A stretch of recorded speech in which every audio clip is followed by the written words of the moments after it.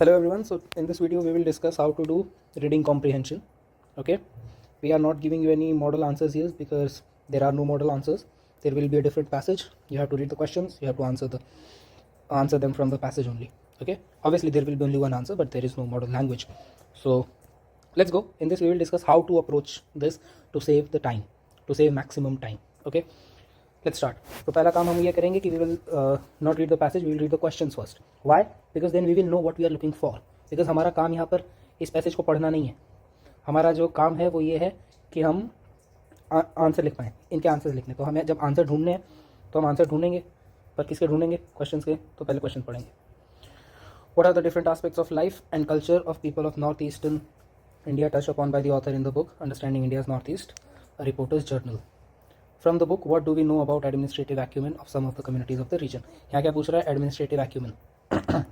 ठीक है, हर क्वेश्चन में आप ये देखते चलें कि एग्जैक्टली पूछ क्या रहा है. यहाँ ये किताब का नाम भले दे दिया, पर पूछा क्या है? Aspects of life and culture of people. यहाँ पूछ रहा है administrative acumen of communities. What pattern can you discern from the passage above about a section of the misguided youth of region? Misguided youth of region के क्या pattern आपको दिख रहे हैं? What according to you should be government's main concern with regard to the region as made out from the passage above? Government का main concern आपके हिसाब से क्या होना चाहिए? How would you describe the approach of author to the subject of the book?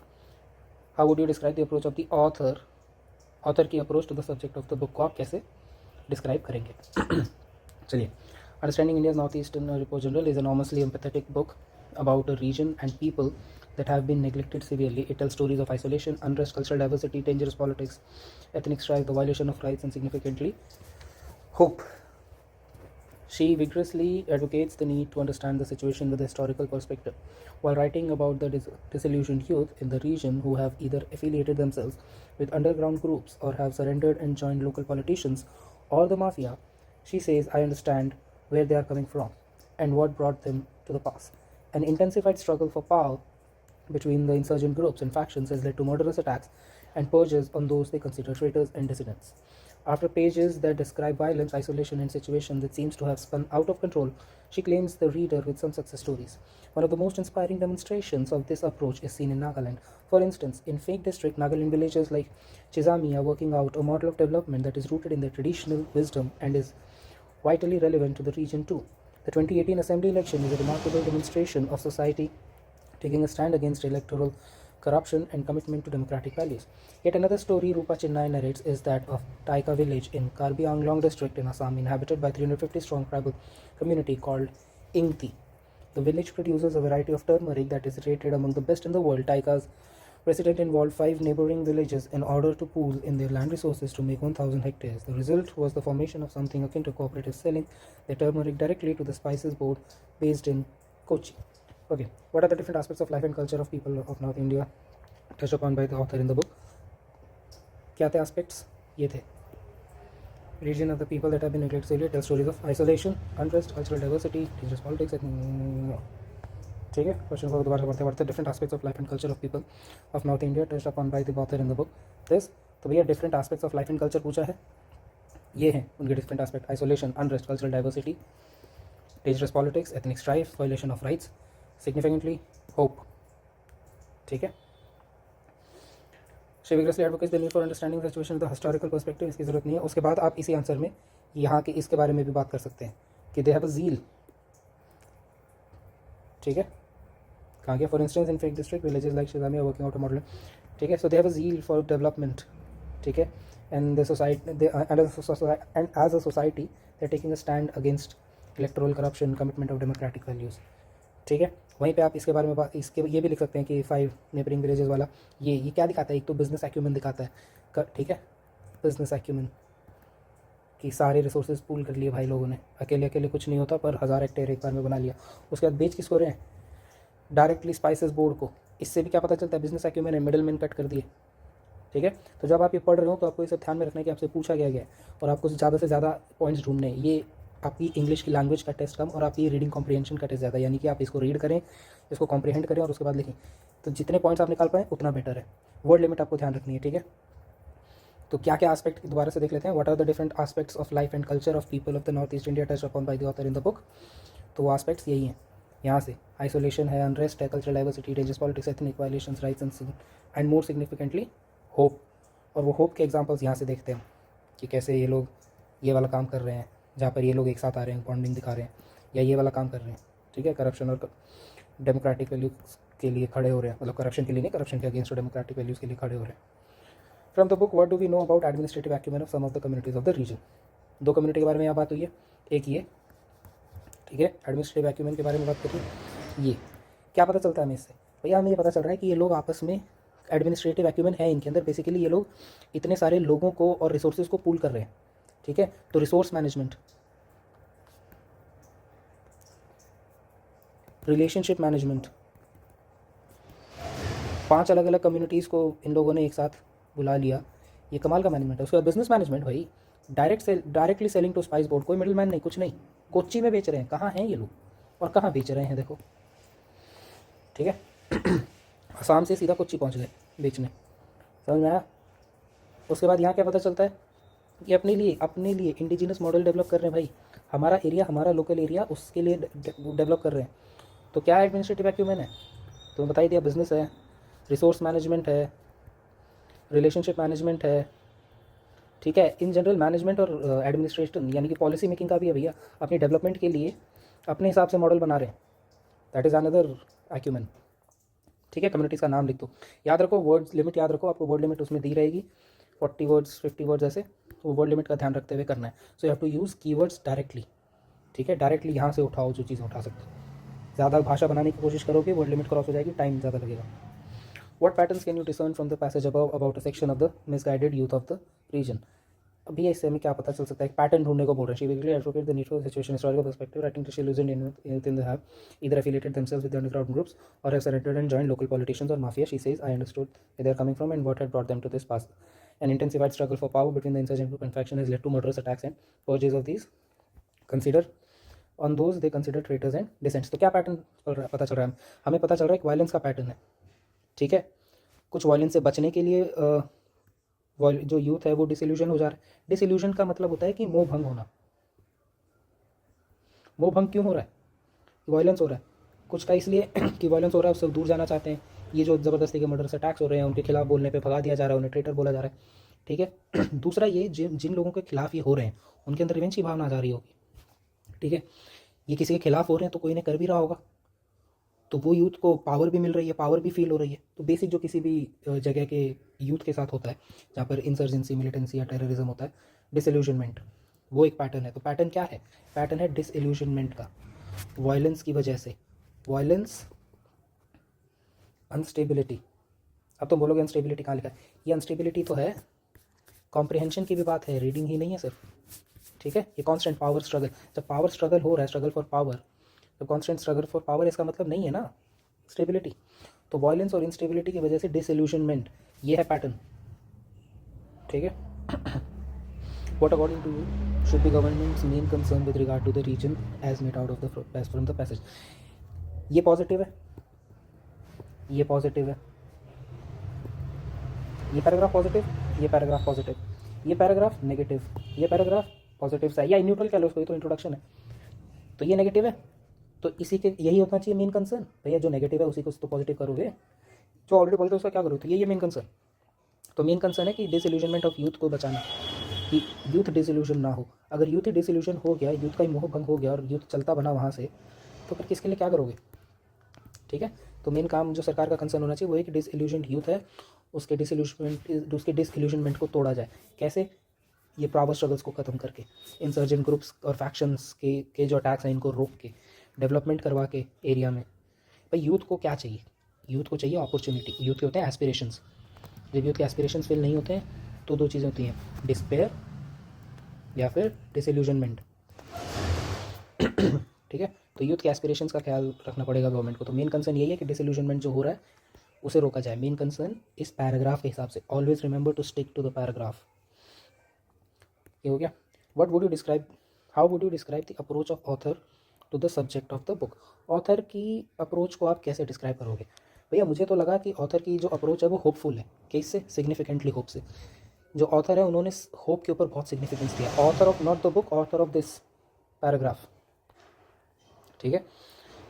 तो जो इस पैराग्राफ के जो ऑथर हैं उनका approach towards the subject of the book आपको देखना है। तो ये बड़ा ही होपफुल है, कंपैशनेट सा है, ठीक है। यहाँ पर अपॉर्चुनिटी दिख रही है उन्हें, यहाँ पर उनको रिस्पेक्टफुल आप देख सकते हो, यहाँ पे भी आप रिस्पेक्ट और ऑ देख सकते हो। चलो ऑ मत देखो, ऑ के साथ तो फिर ये आ जाता है कि अच्छा क्यों सरप्राइज क्यों हो रहे हो, गाँव वाले लोग कर रहे हैं तो, बट यहाँ आप बेसिकली रिस्पेक्ट और होपफुलनेस देख सकते हो। तो कंपैशनेट, रिस्पेक्टफुल, होपफुल, इस तरह का है, ठीक है। Use your own words to write this answer. Next देखो यहाँ लिख ही दिया, 40 वर्ड में देना है, ठीक है। प्रीवियस ईयर के क्वेश्चन पेपर से ये same strategy. First read the question, the solution for tackling obesity and malnutrition is essentially same, explain.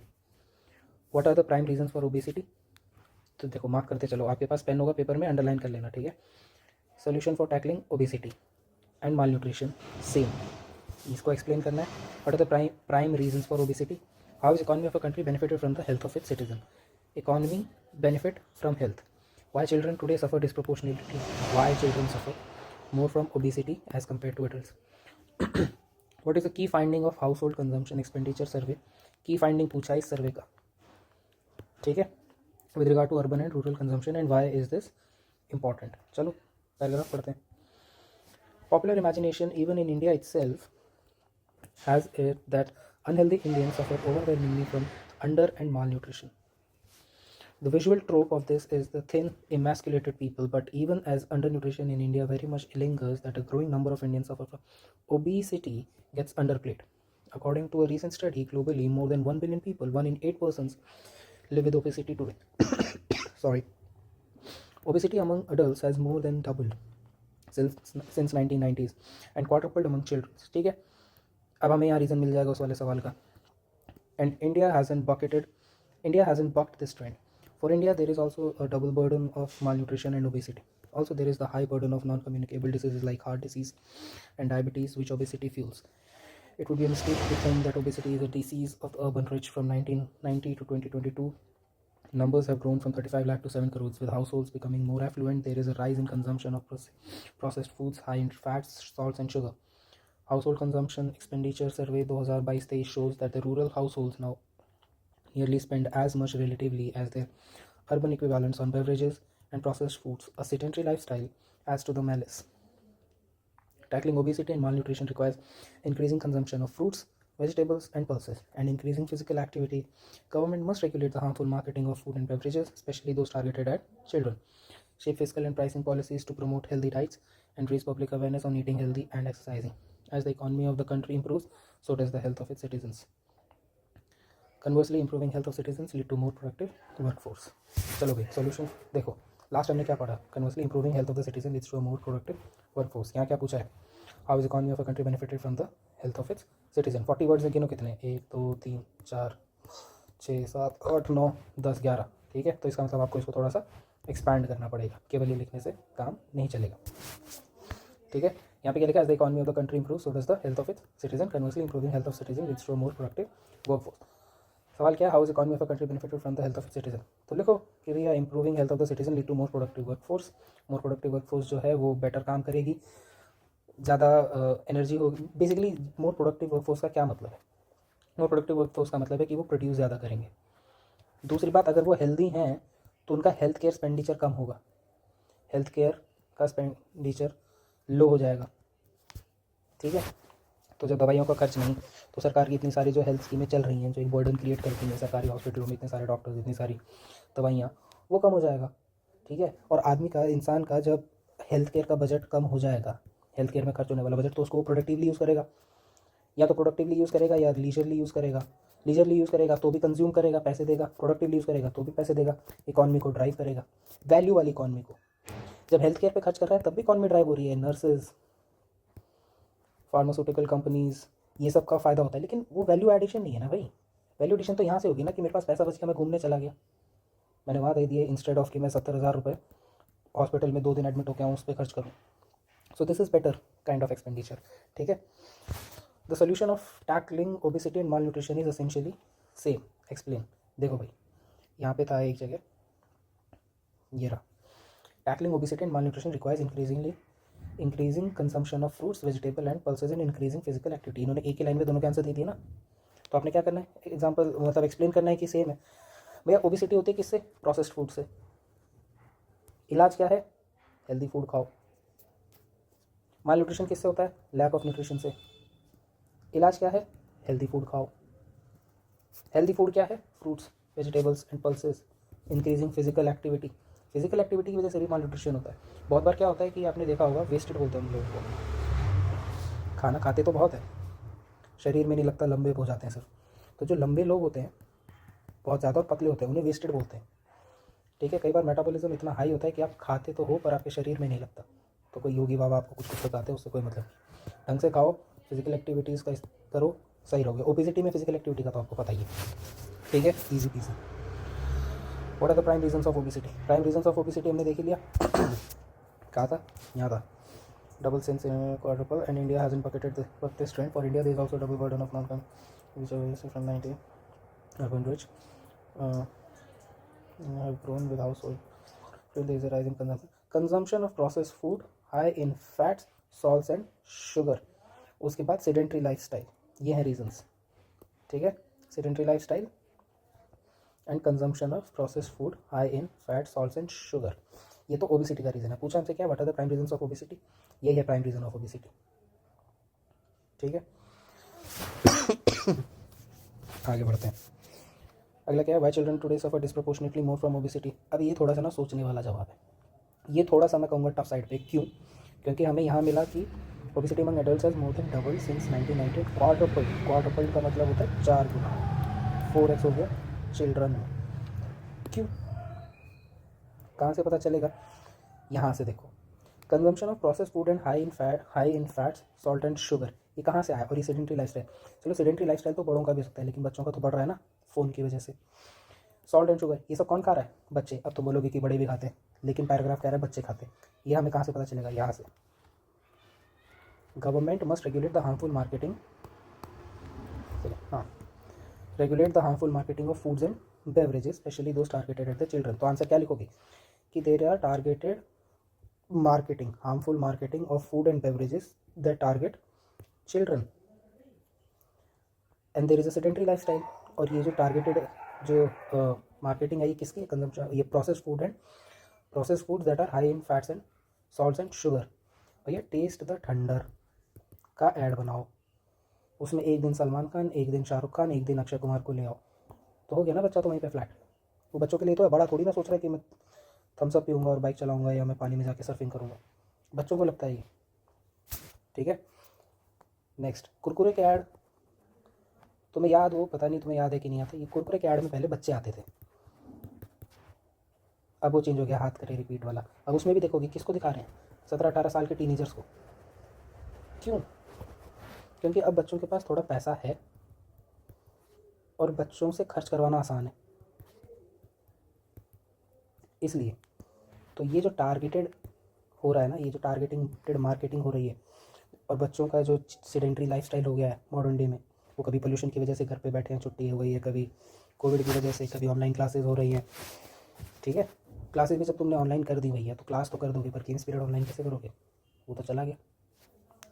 ठीक है, उसके बाद बिजी लाइफस्टाइल हो गया पेरेंट्स का भी, पेरेंट्स भी जा रहे हैं बच्चे को मैगी बिस्किट दे रहे हैं। तो हमें कोशिश करनी है, हमें इसी के अंदर स्टिक करना है, पैराग्राफ पे स्टिक करना है, हमें बहुत ज़्यादा बाहर नहीं जाना। थोड़ी बहुत ऑब्वियस चीज़ें आप ऐड कर सकते हो, बहुत ज़्यादा बाहर नहीं जाना।